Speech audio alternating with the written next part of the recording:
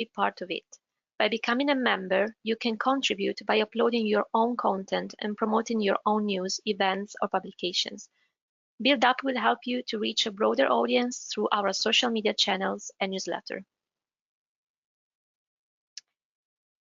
It is a pleasure to host today's webinar entitled Leveraging Digitalization and Construction Skills, which is organized by Architects Council of Europe in the framework of European Sustainable Energy Week Extended Program. So I leave now the floor to Mariana Fernández, who will introduce the webinar. Thank you and enjoy. Thank you very much, Julia. It's truly a pleasure to work with you. First of all, I would like to thank Build Up for their support in this webinar organization, and of course the European Sustainable Energy Week to provide us this possibility to be able to present to you this interesting webinar today. As Julia mentioned, we will be addressing during 1 hour and a half this leveraging the digitalization and construction skills towards 2030 energy goals. I will briefly go through the presentation. Sorry for that. The webinar notices before we start. Just keep in mind that this session is being recorded, so please make sure your microphones are muted. Obviously, we would like to keep this webinar as interactive as possible, so please use the chat to enter all your questions. Anyway, we will be launching polls during this session, and we certainly invite you all to participate with us today. So this last sentence is quite important. This is an interactive session, so don't hesitate to ask any questions or doubt you will have during the session. So let's go into it. This is the agenda for today's webinar. My name is Mariana Fernández. I'm Head of Operations at Sustainable Innovations, and today I will be the moderator of this webinar session. We will be having 3 main presentations, and between them we will be launching some polls to engage with you this conversation and to know what your ideas are in regards to the presentations of today. First of all, we will address how live clean energy transition is supporting the upskilling of building professionals. This presentation will be in charge of Amandine Lacour from the European Climate Infrastructure and Environment Executive Agency.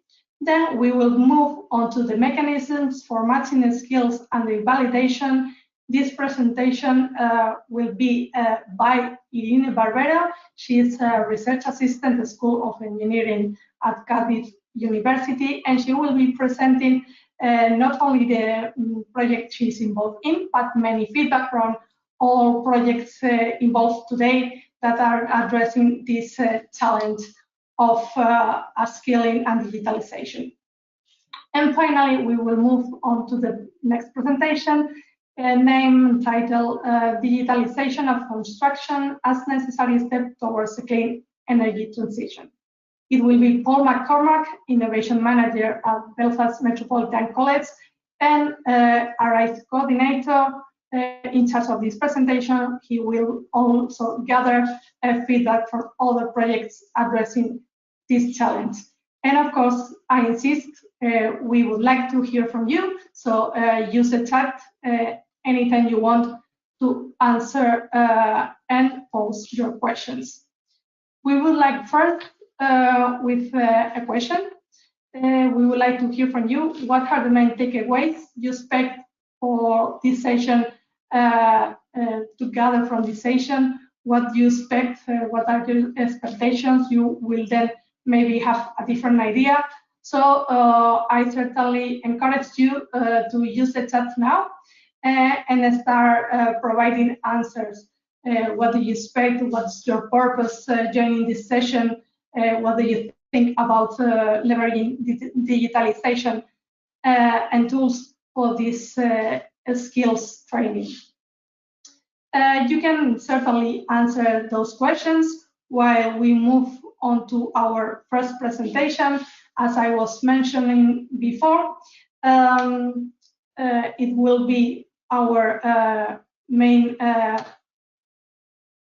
participant, Amandine de Coste-Lacour.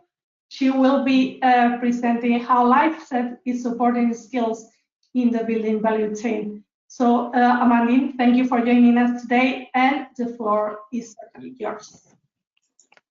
Thank you, Mariana. Good morning, everyone. Indeed, it's my pleasure to provide you a brief overview of the EU funding supporting the upskilling of building professionals. I work for CINEA, and this is a Brussels-based European agency that is supporting the European Commission in implementing the Green Deal. And we do this by managing a series of programs with an operational budget of close to 60 billion euros for the current period. What I will highlight in my presentation is really how these various funding programs can help develop innovations in the way we upskill building professionals along the whole value chain. Indeed, we know that a trained and qualified workforce is really a must if we want energy efficient building projects to become a reality. But we also know that it's not going to happen by itself without drastic interventions.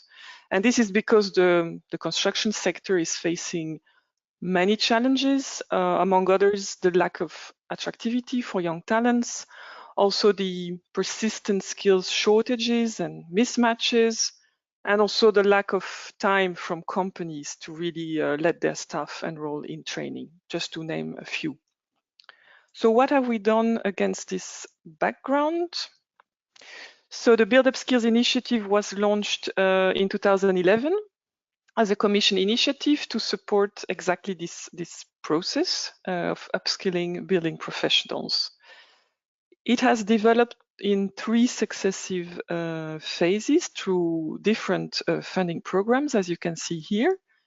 In the first phase, we have funded national projects which had as main objective to map the skills gaps and to develop a strategic approach to address them. And this has led to the development of national platforms and national roadmaps in 30 countries. After this initial phase, we've supported projects that actually turn these roadmaps into action by developing national training and qualification schemes. Under the Horizon 2020 program, we have broadened a bit the scope by supporting also transnational actions, and not only for blue-collar professionals, but also for white-collar professions. Ongoing projects are mostly looking at boosting the demand for skills. Indeed, it's very essential that once professionals are equipped with new skills, they will actually be involved in energy efficient building projects. Now we are more than 10 years after the first roadmaps have been crafted, and it's actually time to update these strategies. And this is what we are supporting under the Life Clean Energy Transition Program, which is now the main vehicle to support this initiative. So until now, Build Up Skills has supported 77 projects. 13 are in the grant preparation phase, and if they are successfully concluded, they will start this autumn. And we have also organized 13 European exchange meetings where all these project teams can come together and exchange on common challenges and best practices. So what are the main expected results? Actually, since the start of this initiative, we've put the emphasis on not just funding one-off training action, because this has not a lot of impact over time, but instead what we want to support is really innovative mechanisms and approaches that can be then replicated throughout Europe. So this includes, as I said, national skills strategies, but also new or updated qualification frameworks and curricula. As well, an innovative training toolbox that can be deployed either on-site, in the classroom, or online, both for blue-collar workers, also white collars. Also the training of professionals, of course, at all levels of the European qualification framework, and the training of trainers, which is equally important. And here, as I said, we are only funding an initial pilot phase, and then this has to be replicated and scaled up through other funding streams. Also, the mechanisms to increase the recognition and the demand for skilled professionals, for example, linking skills with procurement, or campaigns towards building owners. And finally, we also feed into policy, notably the national long-term renovation strategies. We've recently issued a results pack with some project stories, which you can consult on the CODIS website. Now, of course, as I said, we are more than 10 years after the start of Build Upskills, and many things have changed. Indeed, the range of skills that is required from professionals has really increased rapidly, notably to embrace the move towards digital construction. Also the emergence of smart buildings with e-mobility, the industrialization of construction and renovation processes with prefabrication and off-site manufacturing playing a big part. Also the increased consideration of occupants and comfort aspects. And last but not least, also the shift towards a life cycle approach, not only looking at energy efficiency, but also more holistically at circularity and resource efficiency. So we need to take this into account, and this is what we have done in the first call of life clean energy transition last year. So we have opened a topic to reboot the national qualification and platforms, to update the status quo analysis and the national roadmaps, which were developed 10 years ago. As I said, we have a series of projects currently being finalized. If the grant preparation is successful, we will have projects developing these roadmaps in the countries that you can see listed here on this slide. And hopefully by mid of next year, we would have already interesting results, in particular as regard the status quo of the skills needs in those countries. So what's coming up for this year? I want to briefly present the call that is open. It has a deadline on the 16th of November. There's almost 100 million euro available for grants, and 18 topics are open. Obviously, I won't have time to present all of them. I will only focus on the one that is really relevant for today's discussion.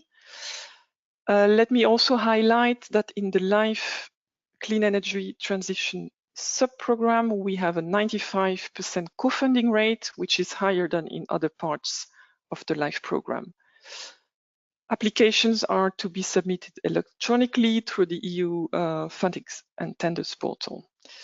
So we have, as I said, a topic entitled Build Up Skills, Strategies and Training Interventions Enabling a Decarbonized Building Stock. So this topic has two scopes. First of all, Scope A, rebooting the Build Up Skills national platforms and roadmaps. This is exactly intended to continue the work done in the first phase of the initiative. So here we invite national project teams to basically revitalize the national platforms that were created initially, gathering all the key national stakeholders, and then to update the status quo analysis and the national roadmap to reflect the new realities that I mentioned earlier. The indicative European contribution per project in this Scope A is 400,000 euros. Single country applications are expected, and in principle, one action per country. And proposals may be submitted by a single applicant from an eligible country, which is worth highlighting. So these are the some important points from the scope. Of course, applicants have to demonstrate a good knowledge of build-up skills, but there is no need to have been previously involved in prior projects. The work done should be supportive of the European Construction Blueprint, which is an initiative managed by DG GROW, the European Commission. There needs to be a broad coverage of all the relevant skills needed to enable the clean energy transition. We also expect that all professionals at all levels of the value chain will be addressed. And then, as I said, the key outputs are, yes, to relaunch the platform, to update the status quo analysis, and to update the national roadmaps with measure to 2030 and policy recommendations. And the roadmap is expected to be endorsed by relevant national stakeholders. In scope B of the same topic, we invite excellent proposals, upskilling or reskilling, developing upskilling and reskilling interventions for a decarbonized building stock. So here the objective is to upgrade existing training and qualification schemes or to develop new ones. The indicative European contribution per project here is €1 million. And here we do consider that applications by single applicant or covering a single country are not appropriate. We want to have a more European dimension. Therefore, the proposals should gather a minimum of 3 applicants from 3 different eligible countries. So what is worth highlighting as well is that the proposals are expected to cover one or several of the following focus areas. First of all, deep renovation, obviously, where we need a lot of skills development, nearly zero energy buildings, bridging to zero energy buildings, actually. Also, renewable energy source integration with efficient heating and cooling technologies, and also the deployment of heat pumps. As well, whole life carbon, circular construction, resource efficiency, and leveraging the levels framework. Obviously, digital skills, including building information modeling, and also building smartness, looking at the smart readiness indicator, but also building sensors, controls, and building management systems. So these are the areas where we expect proposals to focus on. Proposals can focus on just one of these focus areas. Obviously, applicants should choose between addressing scope A or scope B, so a proposal cannot address both scopes. If you would like more information, we invite you to consult our website, where we have a lot of information available. You can also consult the frequently asked questions on the Funding and Tenders portal. And if you do have specific questions, you may also write to our functional mailbox. I think with this, I finished my presentation. Of course, happy to answer any questions you may have. Thank you, Amandine. It was truly an interesting presentation.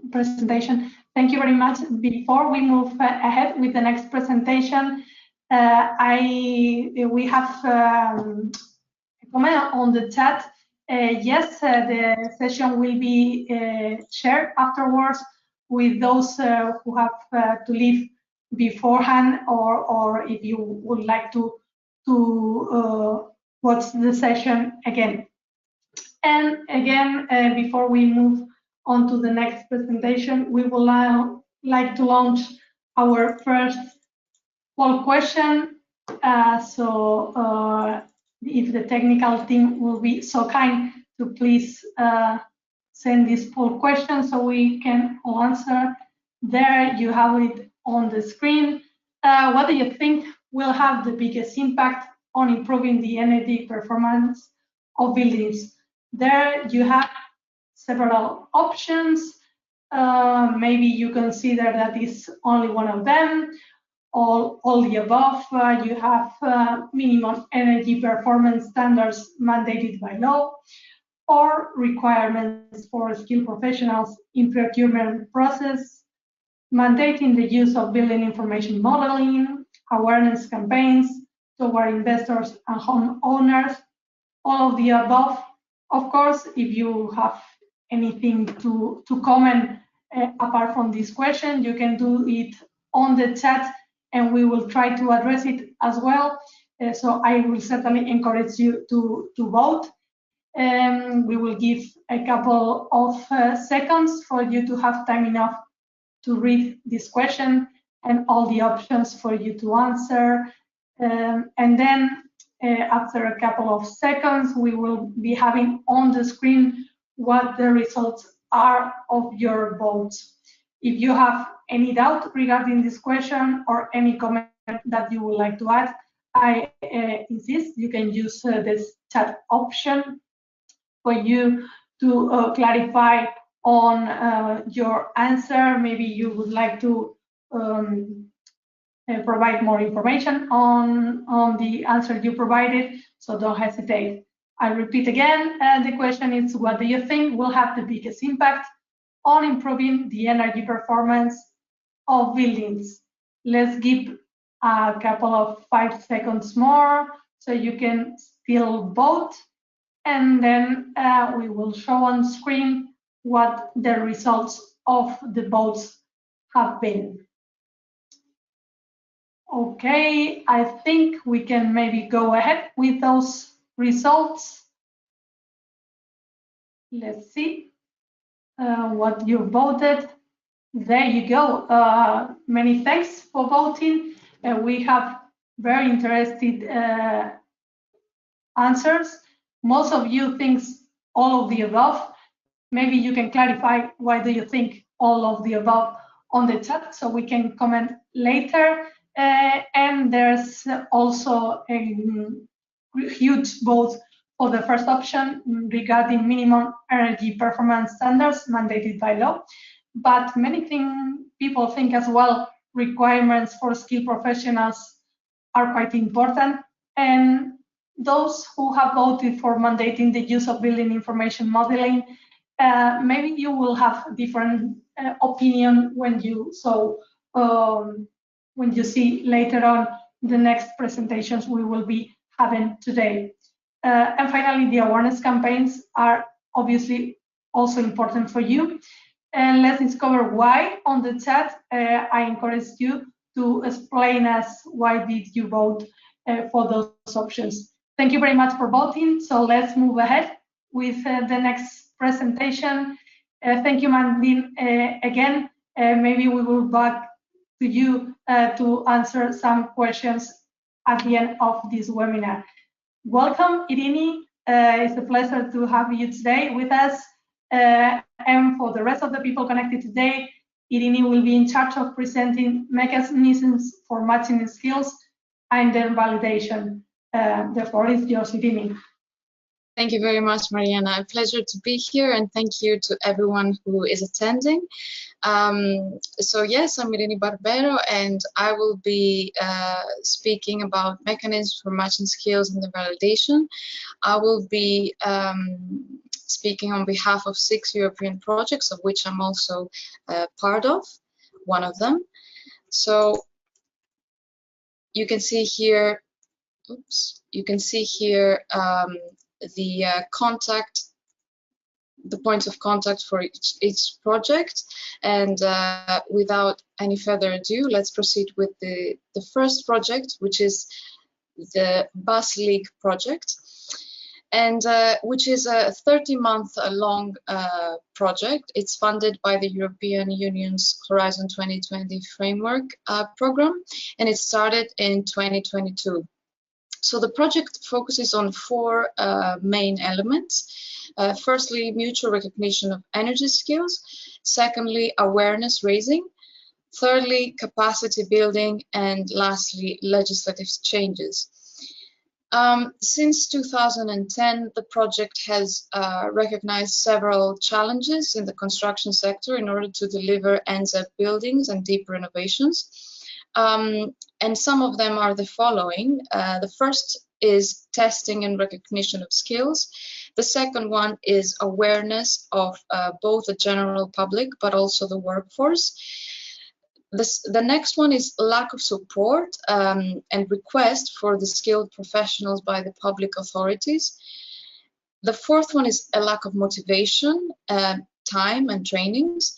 And lastly, the last challenge is the integration of new technologies and addressing new societal and technological trends.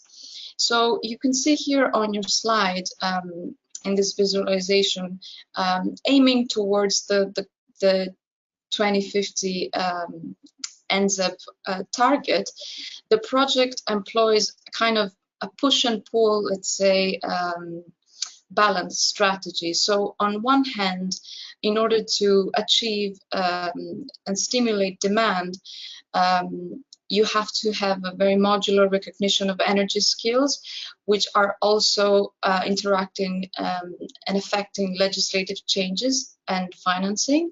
On the other hand, in order to fill the stimulated demand and prove its effectiveness, you also have to have practical and effective upskilling, and which is connected to the recognition of energy skills. So the project is employing task-based units of learning outcomes, ULOs, which are statements regarding what a learner knows, understands, and is able to do, including responsibility, on a completion of a learning process, which are defined in terms of knowledge, skills, and responsibility. Now, how do these task-based ULOs work?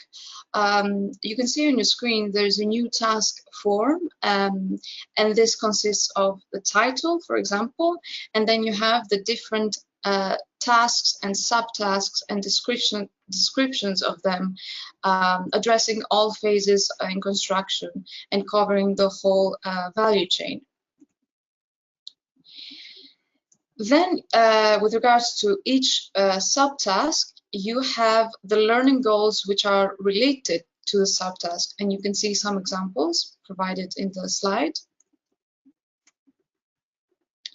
But also, you have the specific competencies that are expected for performing the subtask, and also what skills does one need to be competent in that subtask, and what knowledge does one need to apply the skills for showing competence with regards to that specific subtask. So overall, the aim of the BUSLeague project is to address and overcome the challenges of the stimulation of demand for energy-skilled workforce. And if you would like to have more information, you can access the official website, but also the social media accounts. So now we will move into the next project, which is the BUSGoCircular project. Now, the BUSGoCircular project, again, is funded by the Horizon 2020 framework, and it started in September 2021. And the project understands the importance of a green energy workforce within the construction sector. It's a 30-month long project, and it is following following the specific objectives that it has set, which is firstly to develop a circular construction skills qualification framework. Secondly, stimulating market demand for circularity skills. Then developing recognition schemes for and conducted pilot courses. Then improving the reputation of the construction sector and attracting women and youth to circular skills professions. And lastly, expanding the BUSGoCircular at a national and European level by developing and implementing a communications and replication strategy. So in the visualization that you have on your screen, in order, let's say, to ride this renovation wave, there are several drivers which contribute to that. And you can see there is the energy transition, which addresses the just and green use of energy and its supply. Then the material transition, which really enables this circular framework. The climate transition, which addresses adequate solutions with regards to our climate challenges ahead. And obviously also the digital transition, which really affects the upskilling of both the supply and the demand. So the BUSGoCircular project addresses the material transition and that circular framework. And for example, one professional who will be willing to take into this challenge, let's say you can see here an example. 3 years ago, I started training, was inspired by other surfers to ride the renovation wave, and I trained my skills step by step on several topics, and then people recognize excellence on each skilled train. Again, to conclude and summarize, the overall aim of the project is to address and overcome the challenges, again, of the stimulation of demand for green energy skilled workforce. And you can find more information on the official website and the relevant social media accounts. Now we're moving on to our next project, which is the CraftEdu project. Again, Horizon 2020 funded project. And really, the idea here is setting up national qualification and training schemes for craftsmen in 4 countries and developing innovative qualification and training programs for craftsmen and construction workers in the energy efficiency and the use of renewable energy in buildings. So the project will set up a national qualification and training scheme for craftsmen in the Czech Republic, and then we'll develop also further training courses in Slovakia, Austria, and Bulgaria. Now, you can see here with regards to the training related goals, a kind of a development which leads to the development of the CraftEdu database, which we'll see in the next slide, and e-learning programs. So within the CraftEdu project, the following training courses have been developed. So 8 online training programs in the Czech Republic, 5 online training programs in Slovakia, 5 online training programs in Austria, and 5 online training programs in Bulgaria. And you can see here the link to the database, the platform, database.craftedu.eu. And really some results and expectations for the project is a full transformation into the digital, and increased outreach and flexibility, and also a platform which is ready for the future, which involves involvement of new teachers, new schools, and training centers. And of course, a higher sustainability of the results. For more information, you can visit the project website. You can find in the bottom right of your screen. Now we're moving on to our next project. The next project is the HP for All project. Sorry to jump in. I think we are not seeing you properly on the camera.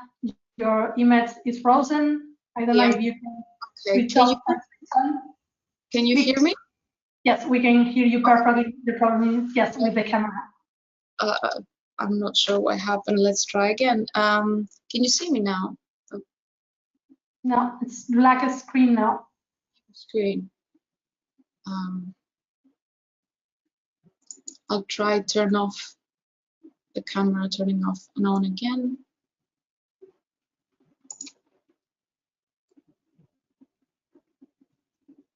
What about now? I can see myself, but I don't know if you can see. Unfortunately not. Maybe you can go ahead and let's hope the camera hope that go back somehow. might be a connection issue. Yes, thank you very much. So yes, I was about to introduce the HP for All project, and we'll be speaking about the increasing the demand for heat pump skills. So a little bit about the generals of the project. It's also a Horizon 2020 funded project, and it has as its objectives, first of all, a design of heat pumps competency and excellence skills framework. Secondly, an increase of the number of skilled workers. Thirdly, enable end users and clients to demand high quality solutions. And lastly, to replicate the project at a national and an EU level.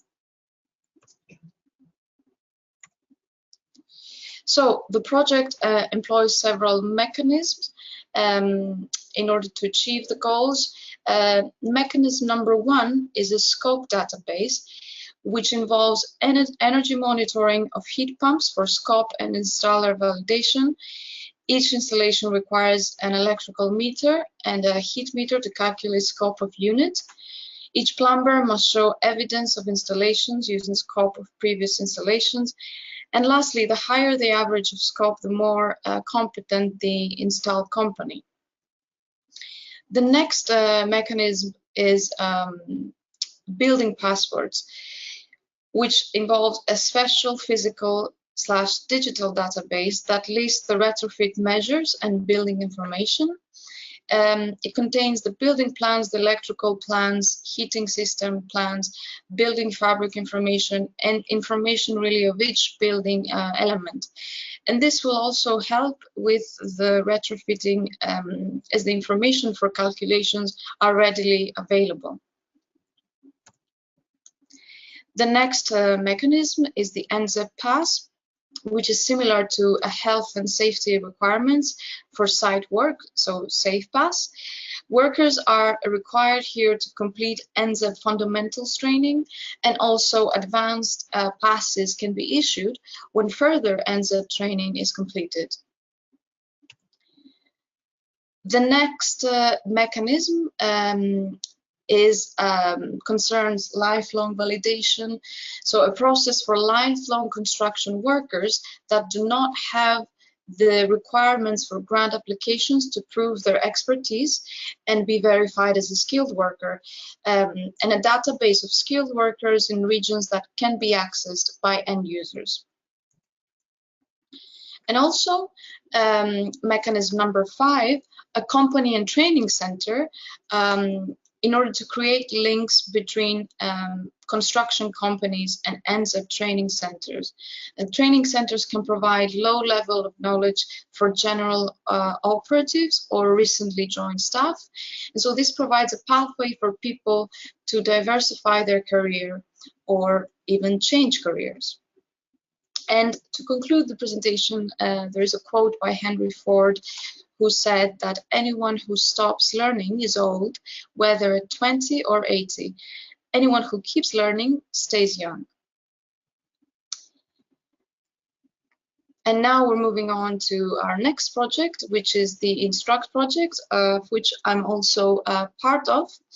Again, it's a Horizon 2020 funded project. It started in 2020 and it's actually completing in a couple of months. So the INSTRUCT project recognizes the current situation of training in the construction sector and a quite fragmented landscape when it comes to the sector. You can see here several issues that emerge and barriers, which can also be summarized in the following current key barriers, which were also identified by sister projects and precedents such as build-up skills. So you have economic barriers, legal barriers, market barriers, and knowledge barriers. So the project's objectives is to, first of all, elicit quantitative and qualitative evidences that corroborate and reinforce the correlation between skills and education and energy performance and quality. Then the second one is to pave the way to a set of tools and instruments facilitating the mutual recognition of energy skills and qualifications in the construction sector. And the third one, which you can see also on your screen, the map here shows the 5 European clusters and the 8 demos that take place, real-world demos, which have as a goal really to test and to apply the usefulness and ease of use of the deployed instruments. Also, another objective is to deliver dissemination and awareness raising actions, but also to pave the way to new legislative frameworks. Now, our key results and value proposition really is a one-stop shop platform, which is the energy-education.com platform. You can see a screenshot on your right part of your screen, which is for training in the construction industry, and it's powered by blockchain technology. So the platform involves several services, for example, course certification of training providers, passports and registers, awareness raising for new legislative frameworks, promoting and disseminating initiatives for home and building owners, but also promoting new partnerships with producers and retailers. It's a trusted platform providing easy and structured access to adapted and up-to-date training. And also the INSTRUCT project, is important to say that is targeting the entire spectrum of the construction sector. And also on your right part of your screen, you can see an example of a mobile application which is powered by a blockchain technology in the database, in the platform. Now, it's also important to say that the project, in its attempt to understand and elicit gaps, skill gaps, is also relying on precedents such as the previous projects, such as the BMIT project, and it relies on natural language processing for skills identifications, to analyze, for example, professional Twitter accounts. And you can see here some of the tools that are used.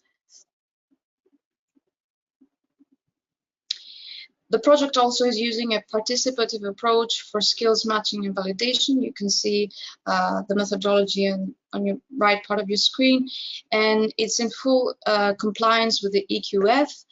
And also the goal really is to identify the skill gaps, training needs, and learning outcomes. Now, as mentioned previously, there's a reliance of blockchain for EU-wide skills recognition. The training labeling in blockchain can really enable users to monitor and control energy efficiency training with appropriate labeling, which is in accordance to regulations and standards. But also blockchain and IoT-based technology can really enable the education sector to transition seamlessly to full compliance with new labeling requirements. And you can see on your right part of your screen the actual architecture of the system powered by blockchain technology. Now, to conclude, some key insights. First of all, there's an understanding that skills and training needs a need to adapt to an evolving and dynamic landscape. There is a need to continuously update current skills, and also that there cannot be a size-fits-all approach. There needs to be a tailored training and adapted continuously to the needs of users. Now, some references of interest. And also you can find us on the official website and on our social media. And now let's proceed with the next and final project, which is the sEEtheSkills project. Again, the sEEtheSkills project is a Horizon 2020 funded project, and it started in 2021. It will be completed in 2024. It consists of 10 partners in 5 countries.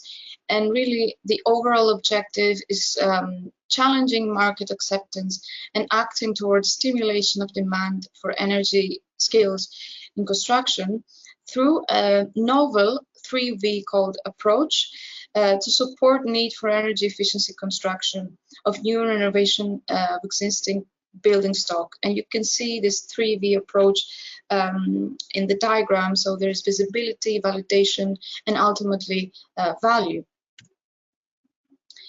And you can see the details of this approach in the right part of your screen with the diagram. So really the concept is the creation of an integrated database of energy skills for matching, leveling, and mutual recognitions of skills. And also, as you can see here, the project creates steps really towards expressing the value of skills. And in the first phase, with regards to the validation of skill, you can see the specific steps that are being followed. Now, the specific work in order to reach the second objective, which is the validation of skills, will result with the creation and implementation of different tools that will facilitate leveling of skills and matching them towards predefined occupational standards. And you can see some of the specific project goals. Also, it's important to mention the context of defining procedure and minimum criteria for this mutual recognition, comparison, and leveling of skills. So the sEEtheSkills repository includes a very diverse data in content, format, size, but also in terms of scope that it covers. Also, it's important to say that these minimum requirements for mutual acceptance will be identified as a summary of things that skilled workers have to know, be able to do, or are competent to do. And lastly, the minimum conditions will be identified by linking the qualifications with national occupational standards and will be based on ULO's Units of Learning Outcomes database, which will be the basis for the integrated repository. Now, the results is a defined procedure for mutual recognition, comparison, and leveling of EE skills for professionals based on this achieved ULOs, and also defined procedure for comparison of different training courses and matching the resulting qualifications based on planned ULOs. And you can see here in the diagram this procedure of defining minimum criteria for mutual recognition, comparison, and leveling of EE skills of professionals. But also here you can see the proposed procedure for the evaluation of the training course for mutual recognition and matching of resulting qualifications. Now, to conclude, you can see here in the timeline, really the project started in 2021. We are now in 2022. So the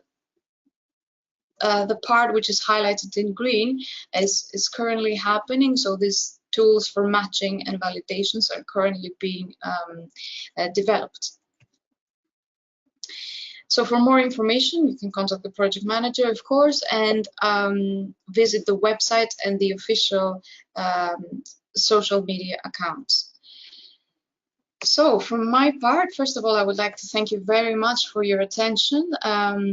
Once again, Mirini Barbero, you can contact me for any inquiries at my email. But also I would like to reiterate here are the links to all the projects that I have just presented.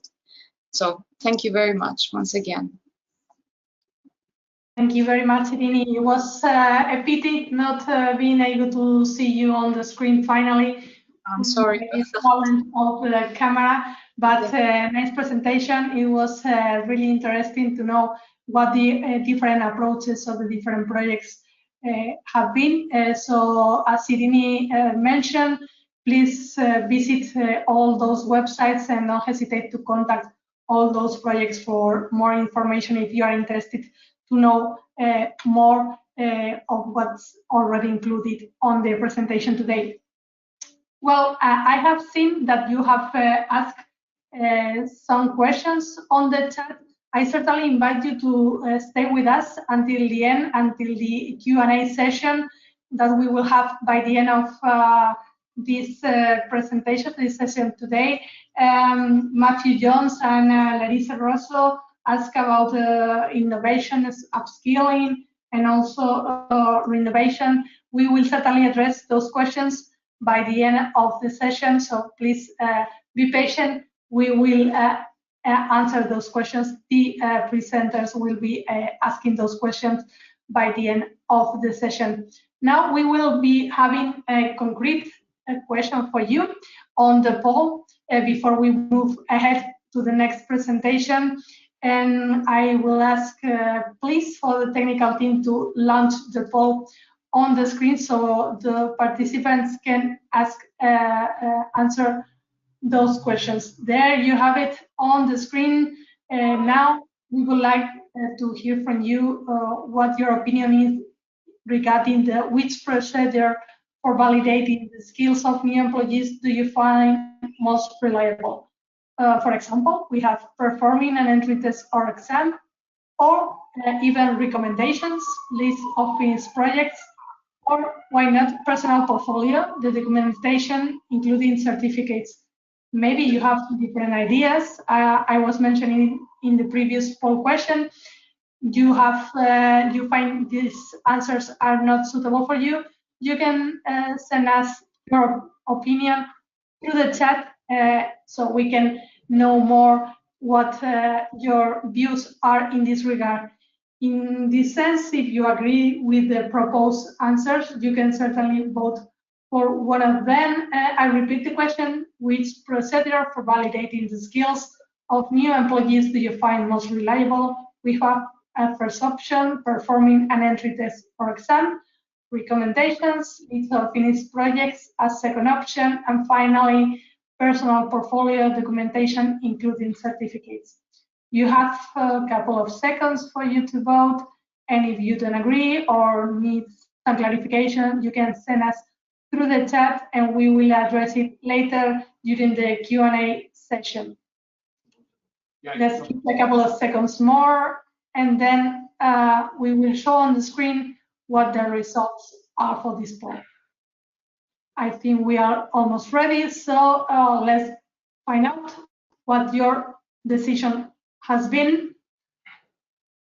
Let's launch the results for the poll. There you go. We have a winner there. It seems that personal portfolio documentation, including certificates, is the most voted option, but of course you find also interesting to perform an entry test or exam and the recommendations. Why is that? I certainly encourage you to clarify through the chat so we can further discuss on that. Thank you for voting, and now we will move ahead onto the next presentation. This presentation is by Paul. Hey, man, can I help you? Yeah. There you go. Yeah, Paul, thank you, Mariana. Paul will be presenting digitalization of construction as a necessary step towards a clean energy transition. Thank you, Paul, for being today. The floor is yours. Mariana, many thanks for the invitation, and good morning to everybody on the session. It is good morning because it's only 5 to 12 here. I'm speaking to you from Galway on the west of Ireland, the most western county in Europe, and I'd like to thank the Build Up Network for this presentation, for this opportunity, because it doesn't matter where you are in Europe. Some of the previous speakers talked about Amity and Irony. We need to get a leveling up of skills to make sure we empower the construction sector to get the energy efficiencies into the system we require. Speaking on behalf today of our own project, which is Arise, nZEBready, Horea Petran, ProHeritage from Jared Wagenhofer, and TRAIN4SUSTAIN from Dr. Uli Kakob. Those are the four main projects we're speaking about today, but we're going to weave in all of the other projects we're involved in, because the network that Build Up Skills gives us is the opportunity to network and work with other projects, to learn from one another, and to bring the best possible skills and opportunities to you, the participants, and to industry again, to make sure that we move forward within construction to reduce our energy footprint. But how do we use digitalization? How do we use that digital transformation as that necessary step to get the clean construction we require in Europe? There's a slight delay on the slides moving forward. Oh no, it's moved too fast. That's a bigger delay, so my apologies. So if we look at the agenda for today, if we can go back, if the host can do that, the agenda today, thank you, is digitalization of construction. The why, the what, the when, the who, and the where. Why we're doing it, what needs to be done, where has it to be done, who's going to take part and who's going to deliver it, and where it needs. Then we'll talk about some of the obstacles that we have overcome in these 4 projects and in the wider projects. And as we said, we'll take examples from all of the projects we're involved in, all of the key projects there, and also draw on some of the stuff that Erin there talked about there, the blockchain and the leveling up and the learning outcomes. These are all pertinent across all of the digitalization of skills. We look at the innovation then and the steps moving forward, the benefits, and then the challenges. As we move then within the system and move to the next slide, the opportunity for digitalization in construction is massive. Why is, if we look at construction now, it's one of the biggest contributors to our CO2 footprint. The energy use in buildings is 17.5%. If we are to tackle climate change and to look at the climate crisis we're in and also the energy crisis, those twin pillars of crisis have combined to leave us now facing increased energy bills, increased fuel. We must tackle our efficiencies. That's the first step. And efficiencies in construction will come from skills, not come from products alone. You can have the best products in the world, but unless we have a skilled workforce that are comfortable and completely enabled to move that forward to deliver energy efficient buildings and evolve their work into a digitalization process. Next slide, please. The what? Digitalization is an imperative. As I've said at the start, energy efficiency is no longer a matter of why, but how. Look at the cost in financial terms alone of our energy crisis. Look at the rampant cost in environmental terms. If we're to tackle that 17.5% contribution to CO2, it has to come from skills. We must use all of the tools that we have and all of the opportunities that we have to get to that journey and get to the end goal. It is a journey. It's not going to happen overnight, but we must tackle the skills within the construction, not just the skills of new entrants, but the skills of those people already in it. There's a great quote there from Ernie, and it was from Henry Ford. Education is a lifelong process for everybody. So how do we get there and look at that triple helix synergy model? We must tackle and work with public administration, with industry and society. Those 3 pillars must be tackled simultaneously because we need a progressive path of everybody working in cohesion and moving forward and making sure that that energy efficiency goal is there. Amandine at the start laid out all of the different strands that SENA are doing and the EU funding opportunities are there. We can take full advantage of them and deliver all the pilots that we have and list all the projects that we have, but we must get them from pilot stage into mainstream. They must be scaled up. So it's not just pilots in certain parts of industry and certain parts geographically, but it's right across all of Europe. And we have that level playing field. Next slide, please. The when, digital skills and digital technology are the future of all of industry. Some industries have already adopted this a lot quicker. Construction is a laggard, it's quite slow to innovate, but it must continue in the journey now it is embarked on. The digitalization journey allows construction a vision and an opportunity to have a level playing field, but also a common language across all of construction, regardless of geographical place. That common language is digitalization. It allows us to share information and share data to make informed decisions about our construction and to reduce that CO2 footprint. The 4 projects that we're highlighting today are moving in that journey. There are different stages of progress within their starting and closing times, but they're all looking to see how we get the skills from the classroom into the workforce and overcome that gap. How do we bring the skills to industry, in industry, and make sure we use digitalization as the learning process and the verification process? The poll that went up just before I started speaking there was, how do we look at that certification? Within the different projects, we're looking at a number of different options to give people individual learning accounts, ILAs, to give them a twin approach of certification and/or recognition. Within BIMCert and ARISE, we're looking at CPD points for those that wish to go down that route, or certification for those that want to build their unit of learning outcomes on their digital learning accounts. It's the same training mechanisms, the same upskilling, but it's giving the learner the choice. And that's where we need to use digitalization, because it gives greater choice, greater autonomy, and greater stimulation to the workforce than there. And it also gives that much needed visibility. Next slide, please. As I've mentioned, the third W, or the fourth W is who. Energy transitions in the construction sector are the workforce. It doesn't happen without a skilled workforce. We can have all fantastic opportunities in technology and in the implementation, but unless we have the skilled workforce that are fit to deliver and deliver to the highest efficiencies, we will never achieve the goals that we have. The biggest opportunity then is to bring digitalization to the workforce to stimulate and empower. We have built in the different projects a number of different learning interfaces of micro modules, segmented accreditation, the digital badges, and digitalized individual learning accounts to put the learner in charge of the process. Education to date has always been a maintenance mechanism. We now need to move from maintenance to a proactive delivery, and digitalization allows us to take that step. So the learner can choose the learning route they want. It's non-linear. They can choose the pathway they want, the modules they want, and build up the micro modules that they require to do their task better, smoother, and more efficiently. They also then can choose, as we said, that dual pathway of certification and/or recognition, because we need to tackle the vocational mobility within the sector, the vocational education training of those that are in work, make lifelong learning an easier process to engage, to stimulate, and to reward, and to stay engaged. So therefore, all of the efficiencies we can describe and design on paper get translated through digitalization into the workforce, and then into the building site. Next slide, please.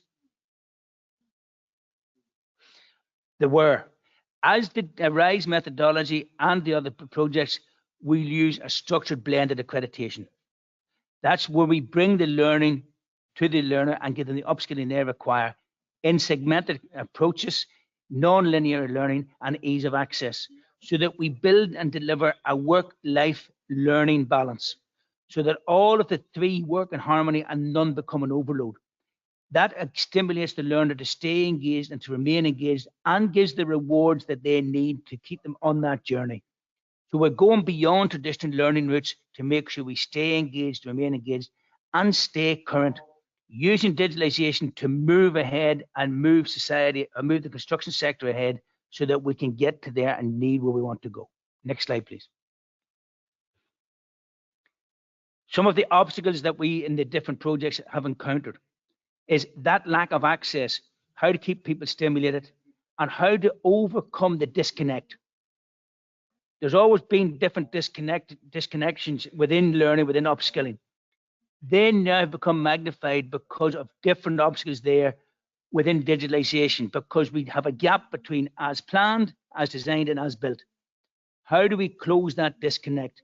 And that can be done through digitalization, because it allows us that process to deliver task-based learning, impact-based learning, and validate that learning by on the job.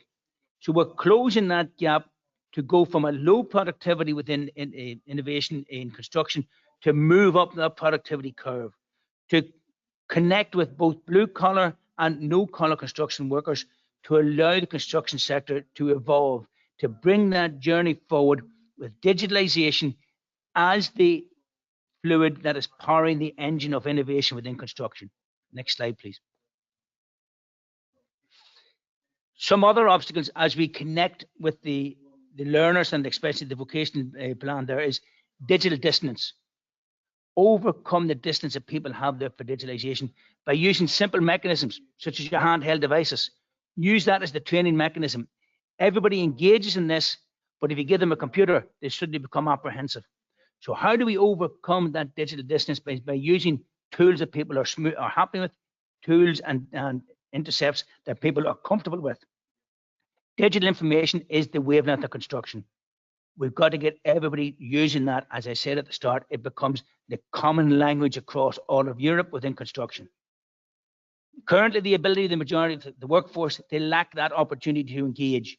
But by bringing it to their mobile phones and their handheld devices, we now engage with them at a time and a place that they're comfortable with, and an interface that they're comfortable with, and it removes the barriers of digital dissonance. And the 4 projects have demonstrated to date that digital literacy is the key to opening up the skills process and to keep the skills process as a continuum. Next slide, please.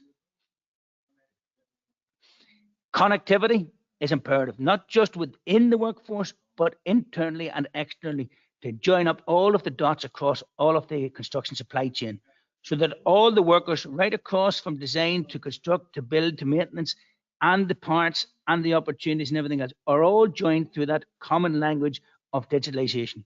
So therefore, by joining all the dots, we remove the gaps. We remove the gaps through lack of translation or lack of opportunity, and we magnify the energy savings at each stage. So therefore, cumulatively, we're able to get the energy savings we require at the end by using it at each step. We're not just doing it at the start or the end, but digitalization allows us to look at that connectivity at every single step on our journey within construction, by delivering the skills, measuring the skills, make sure they're task-based learning, and coming out then at the end by being able to join that up.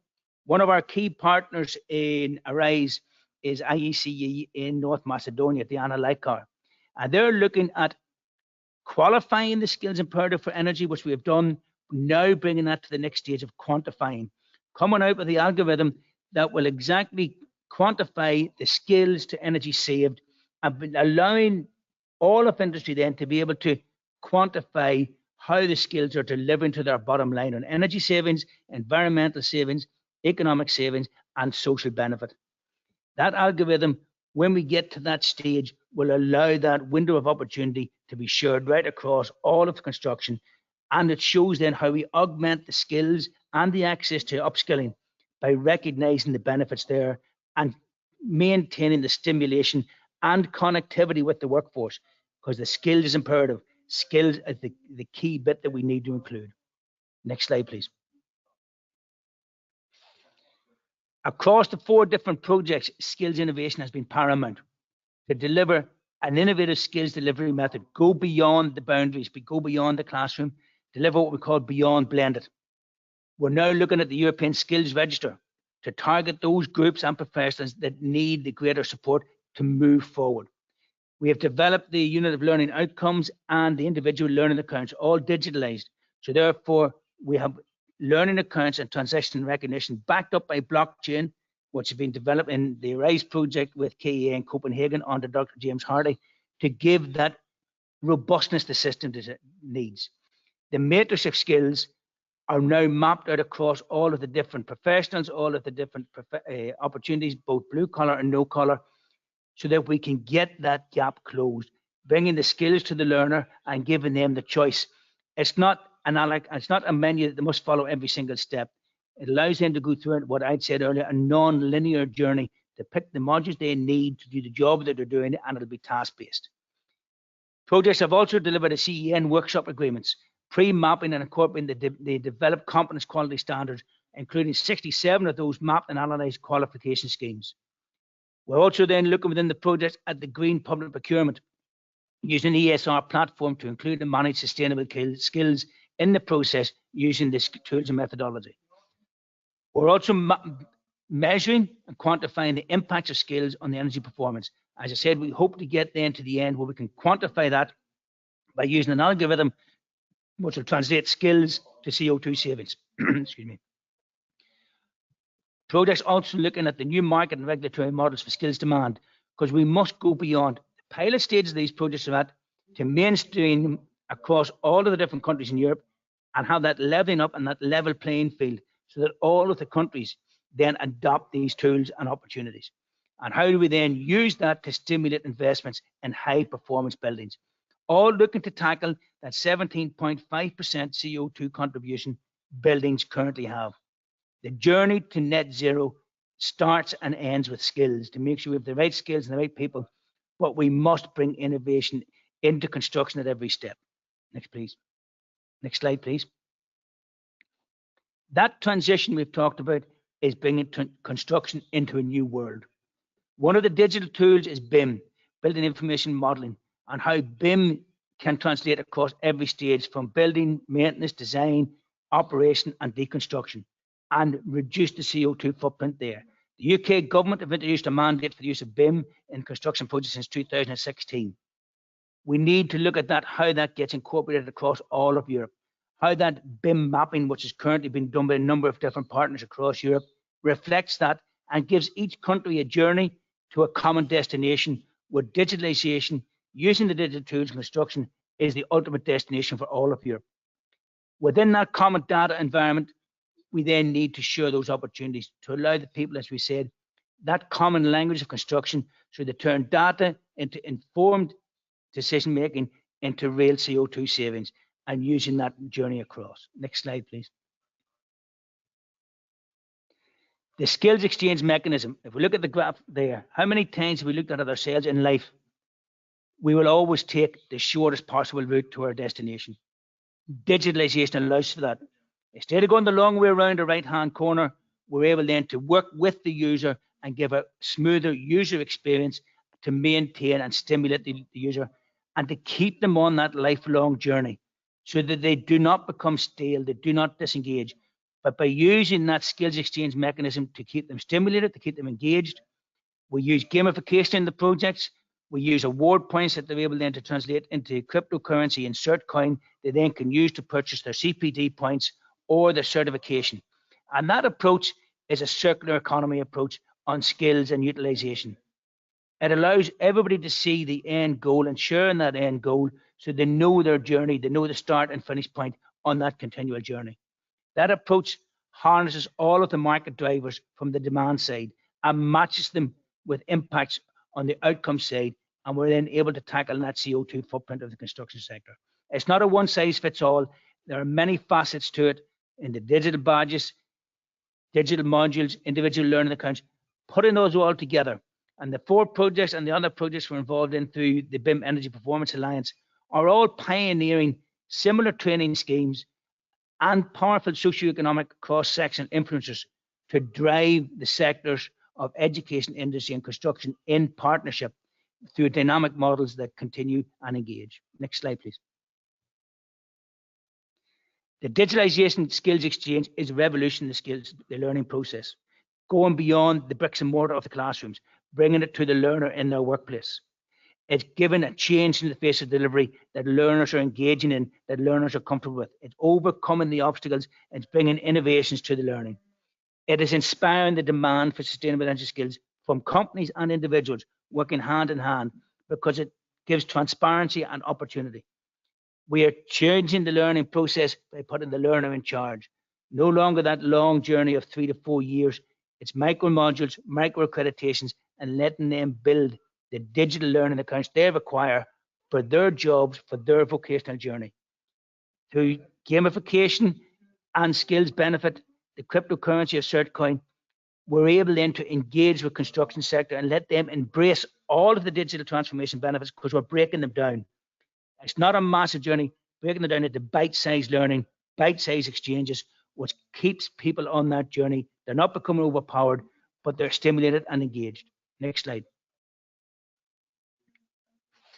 Within the digital mapping across the different projects, we have 92 different modules, online and in person, from BIMZ, BIMCert, BIMmeet, BIMImplement, and others. 88% of these use assessment, digital assessments, 12% use assessment with exams. So it allows choice, it allows modules, it allows people then to go down the route they require. The target groups for all of these, 60% white collar, 40% blue collar, and many change over. They also give that dual accreditation of qualifications and CPD credits. Delivery modes and durations designed to engage and stimulate. These modules are all online. They're available to construction sector today for upskilling, but they're pilots. We need to move from the pilot stage to the mainstream stage. And that's what today's about, to build up, to give this seminar as part of Energy Week, how we reduce CO2 footprint of construction through skills. With these number of different projects and modules available now, how do we mainstream them as part of wider engagement, such as today, through information, sharing and opportunity? How we bring the learner through the process and sharing with all the different projects as we're doing today, given this presentation, part of Energy Week, to show people that construction is serious about reducing the CO2 footprint and become greener as each step on their journey. Next slide, please. We've talked a number of times about how we're now looking at going beyond traditional learning. It's not just classroom-based, but it is task and impact-based learning. So you're getting the task to do the job you need in a bite-sized module, and the impact is measured. Digitalisation allows us to make that connectivity so that we can ensure that training and learning consistently evolve, but meet the needs of construction as construction moves into the modern age. Innovation at every step of the way, but digitalisation is the tool that gives that. Current learning methodologies don't allow us to predict or guarantee what the outcome will be, but digitalisation through task and impact-based learning give us that opportunity to measure the outcome. And that wide exposure allows the student to be greater involved, to use their knowledge efficiently and effectively, and to do their job better. Next slide, please. The skills pathway across all of the different projects allow a digitalisation of skills exchange. The learner can identify the journey, map the journey they require through the myriad of different courses because they only choose what they need. They're not choosing stuff they don't need to add on. It allows them to quantify the skills and allows them to look at the energy opportunities within their skills and build their own skills pathway, build their own skills opportunity, and get in that digital learning account that gives them vocational mobility. Within the projects, we're also then looking at how we build a centre of excellence in construction using digitalisation, DigiConnects, so those skills are brought and mainstreamed. The modules are mainstreamed so that people can engage, choose what they need, and they have a digital library of skills and learning they require. Next slide, please. The challenges for everybody, and it's not just the challenges for us designing the courses, the challenges for SENA, or the challenges for EU, or the challenges for the learner, or the challenges for construction. These are all shared challenges. How do we get interactive discussion between policymakers, academics, educators, students and professors and construction to encourage this new journey, to recognise the benefits of the hybrid journey between traditional and new learning and bring them to the benefit of the learner and the industry to reduce that CO2 footprint? How do we work with education and construction to influence them to contribute to climate neutrality? Look at that climate challenge, look at the energy challenge, and how skills are able to move that forward and tackle those head on.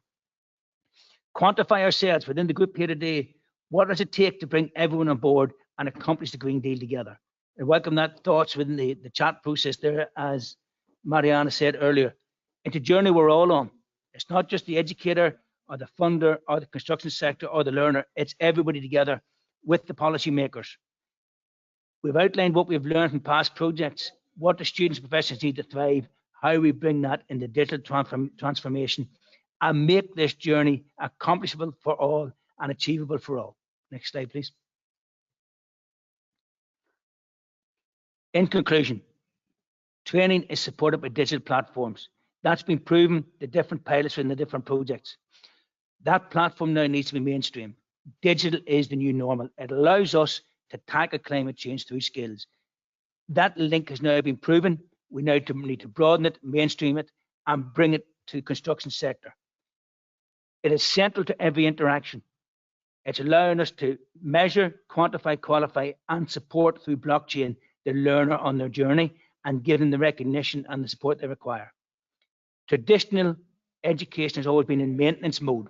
As such, hasn't kept pace with technology. We need to change that as well as changing the interaction with construction and build that new pathway. Today's new techniques, all of those modules that we have there must be packaged and delivered in a proactive way so it not just engages the learner, but it engages industry and engages the public sector as well, so they all take benefit. Next slide, please. So folks, that's our conclusion. We're all on the journey from Arise, TRAIN4SUSTAIN, ProHeritage and nZEBready. We're all there moving forward in partnership through all of the other different projects that Amadine outlined earlier on, all the different processes. It's a journey moving through that to stimulate the learner. The end goal is green construction. The end goal is our climate challenge and our energy challenge. How do we tackle those two skills? The links are there for you folks. to tackle or to look at any of the different projects, give me a call. But it's cohesion. We all must move together in partnership to work with construction across all of Europe. No sense tackling CO2 in one country and not the other. We must tackle the construction challenge across all of Europe and globally. Thank you all very much for your time. Thank you very much, Paul. It was a truly comprehensive presentation.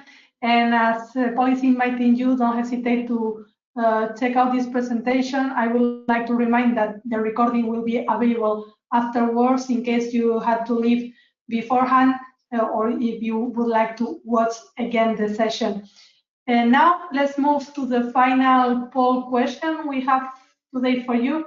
And then we will go through your questions, the questions you left on the chat. So for the technical team, if you would like to share now, we have the final poll question for you. You have seen many information on Paul's presentation, and right now we would like to summarize and know your feedback in this question. For which professional group are digital skills most needed? Well, we have introduced 3 options here, but as I mentioned before, you have the option to clarify your option on the chat or provide a different answer if you are willing to. In this case, we have provided 3 different options. The first one is only for the management and project leading level employees.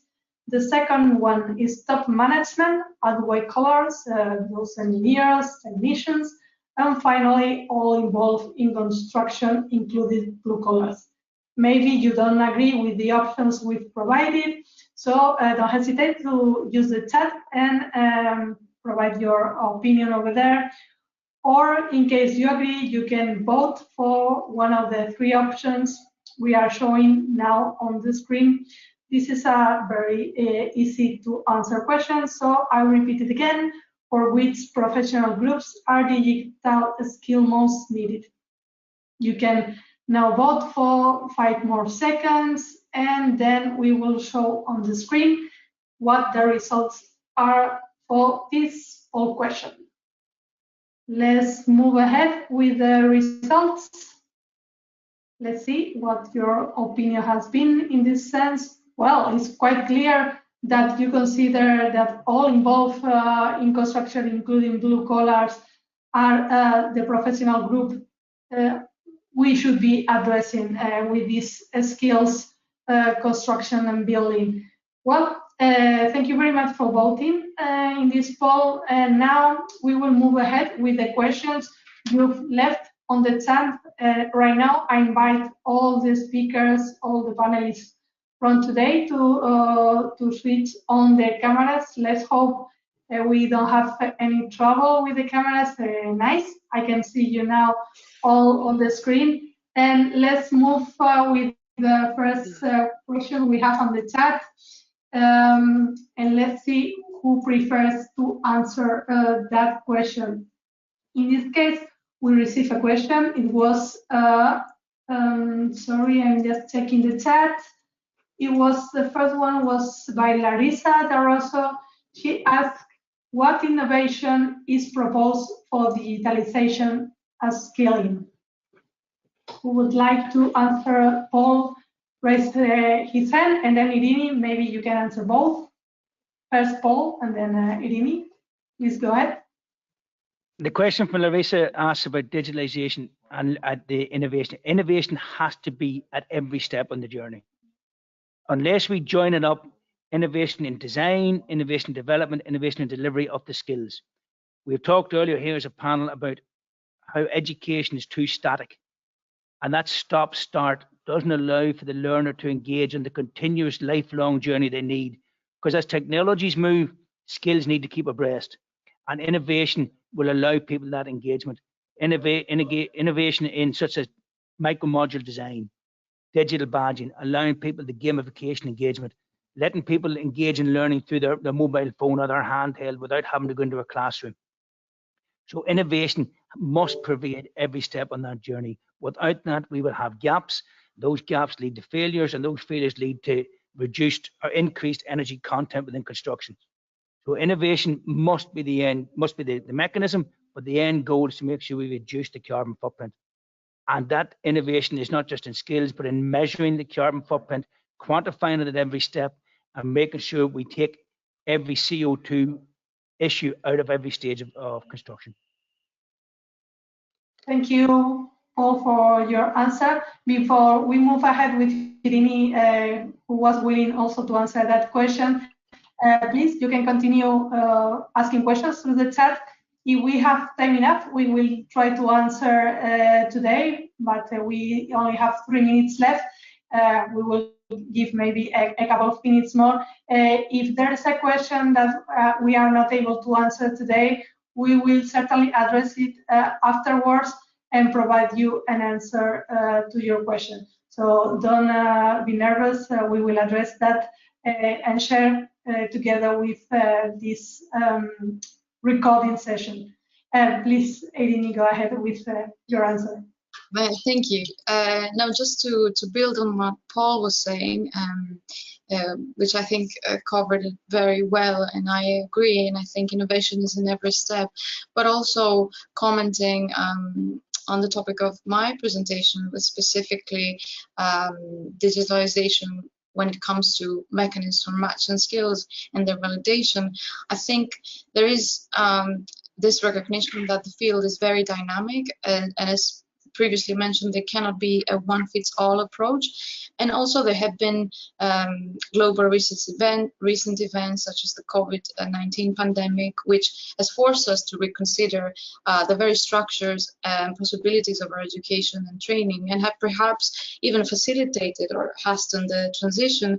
And really for example, digital platforms and courses, as have been presented in several projects, are vital. And this when it comes not just to gathering and documenting information, but also sharing information, best practice sharing, and being a point of reference towards benchmarking for skills, for example, with learning outcomes or passports and register, and also be able to validate those skills with the construction value chain, but also similarly with Paul's presentation, tools like blockchain, which we have used in the INSTRUCT project, is really enabling and facilitating securing important qualities for educational platforms because of their aspects. So yes, I just wanted to add that. And thank you very much.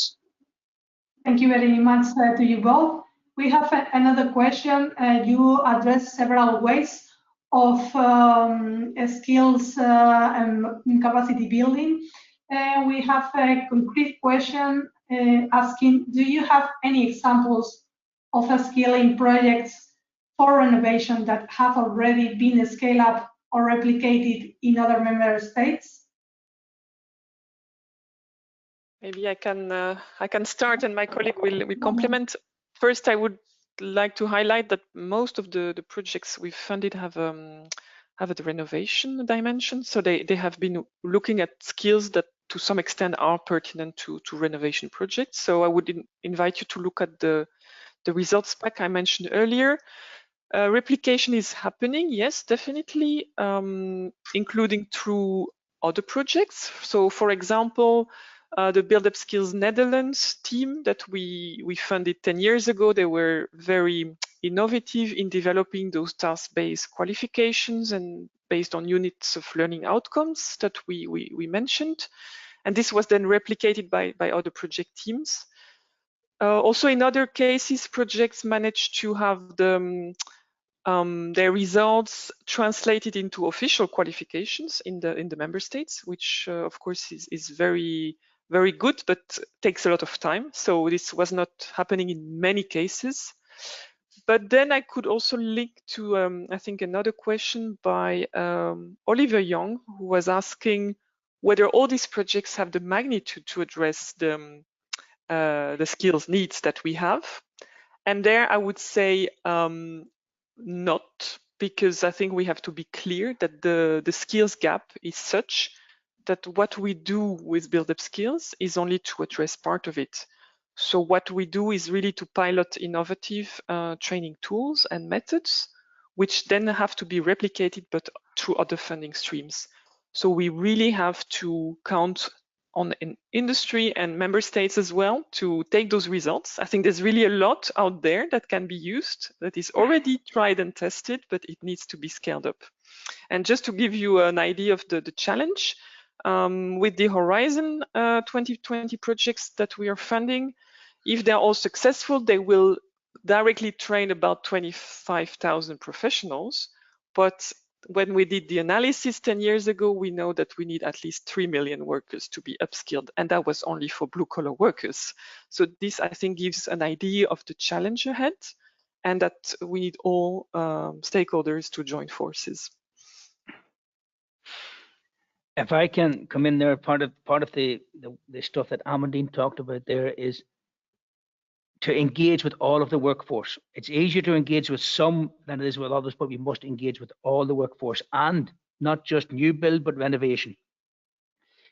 There's a tradition where blue collar workers will always continue on continual professional development. How do we get, sorry, the white collar workers, how do we get the blue collar workers to do that? And that's by stimulating, given that reward mechanism of micro modules, so that it's not a long journey, it's short, bite-sized journey. But we need all of the workforce in construction, whatever stage they're at, be it deliveries, maintenance, installation, building, construction, whatever, all to engage on that lifelong journey. Whereas currently we have a workforce that were trained and engaged maybe 10 years ago out in the field and haven't engaged in training the whole way. We all know that technology has moved immensely fast within 1 year, never mind 10 years.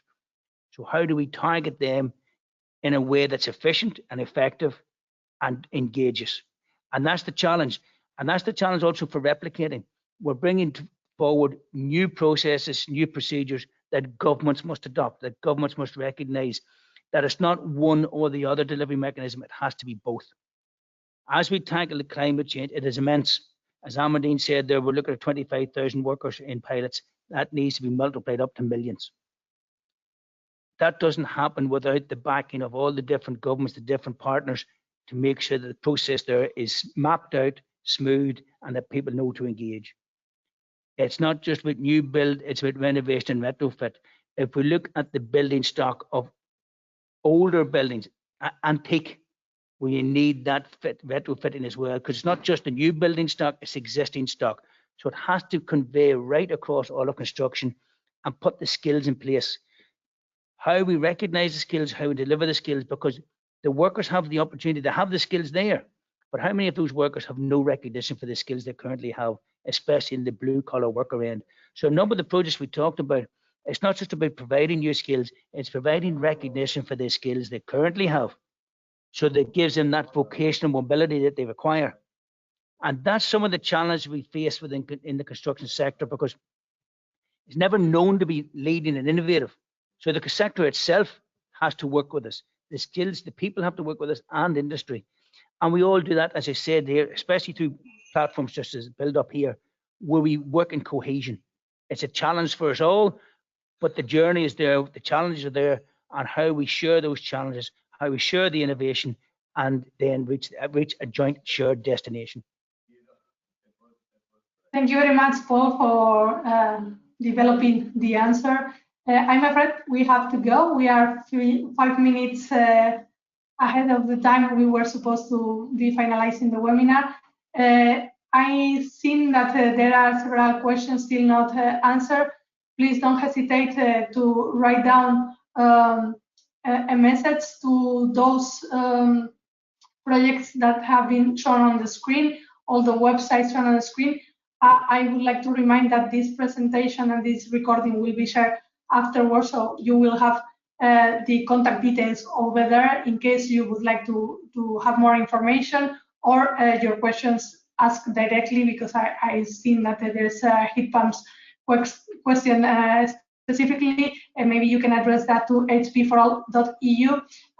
Over there you have the contact details, and if not, we will share with you this presentation and this recording when the session is over.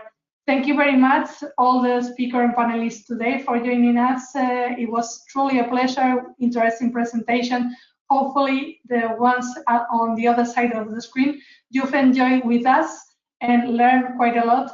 And we really appreciate if you can send us your requests, comments, suggestions over the project's websites. Hopefully we see you soon again in the next webinars, and thank you all very much. See you in the next time. Thank you. Thank you. Thank you. Bye. And many thanks to Build Up Skills for hosting us and the technical people behind it who make us look good. Exactly. Thank you. Thank you.